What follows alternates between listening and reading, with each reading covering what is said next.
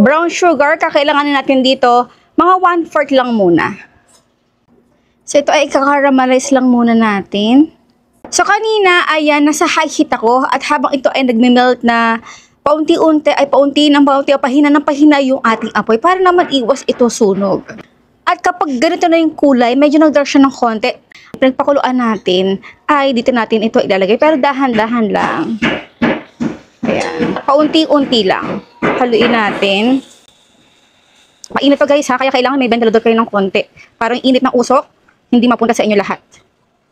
Kaya napapansin nyo yun sa mga magtataho, malalapot yung kanilang arnibal. Pero, hindi siya concentrated na talagang matamis yung pinaka-arnibal niya. Kontrolado nila yung tamis nito. Wala muna tayong sukat ng ating tubig.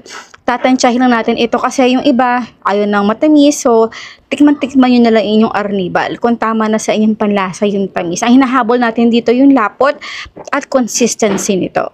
So, lalaksak ko na yung ating apoy. At papakuluin natin ito ulit.